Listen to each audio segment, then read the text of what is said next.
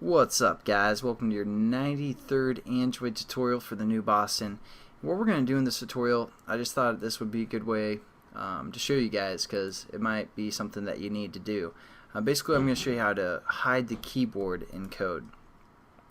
Since, for example, if we start a browser application, we do HTTP, or actually if we click on our edit text, our keyboard comes up, and then we do HTTP, www.thenewboston.com, and then we hit go. Our keyboard's still there. It's just like chilling. He's like, hey guys, what's up? Just hanging out here, and it doesn't go away. So in this tutorial, we're just going to close our keyboard after we hit the go button and after it loads our website. So it's going to be a pretty simple tutorial for the most part. It's just another one of those things that seems kind of complex. It's kind of hard to remember, but that's why we're creating this project here. So again, you guys can refer to it in your own code. So what we're going to do is we're going to go down into our switching case for our go button, and after we've loaded our website, we want to get rid of our browser. So we do that through input method manager. So we're going to set up an input method manager, and basically this class kind of manages the input. So that's what that does. And then we're going to call this our input method manager, IMM, something like that. We're going to import this, and what we're going to set this equal to is we're going to cast in the input method manager, and then we're going to say get system service. And what service do we want to get? Well, we want to refer to the context, and then we're going to say dot input method service. So that's a service that we're using, and basically there we go. Now we've set up our manager. This input method manager is going to be set up from some sort of a input method service. And now what we have to do is we kind of have to use one of the methods from this manager that we set up. So we could have created this within our onCreate method and have this variable be able to be used within multiple methods within our class if you want to do that.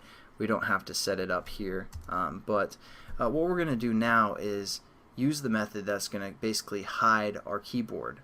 So again, once we're done typing within our edit text, we hit this go button. It's going to set it to a string, and then we're going to load that URL, and then we're going to want to close the keyboard. So this is how you close the keyboard. We refer to that input method manager, and we say dot hide soft input from window.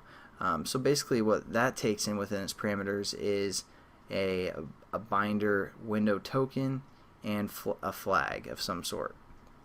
So we're going to click that, and for a flag we're going to set this equal to be 0. Let's see if the Java doc has anything. Yeah, just set it to 0 for now. And then what we're going to do is we need that iBinder. So what we're going to do is we're going to use the edit text that we have in our class that basically is giving us the problem with the keyboard.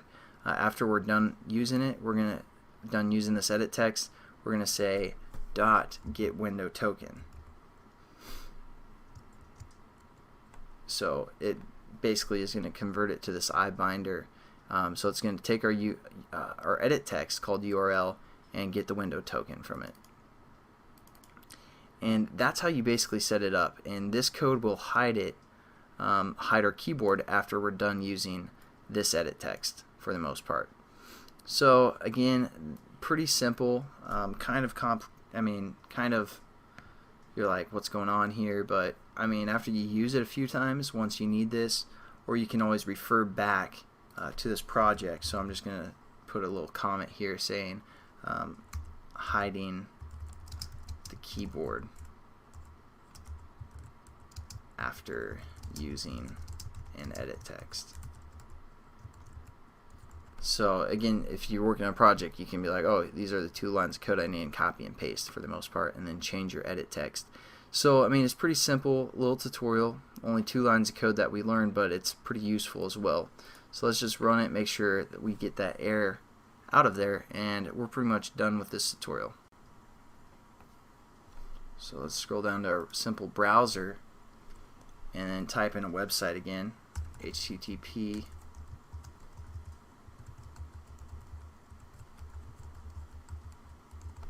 And then we hit go, and it should close this keyboard after it starts loading our URL. And there it does it. So that's kind of what we want. And I'll catch you guys in the next tutorial. Have a good one.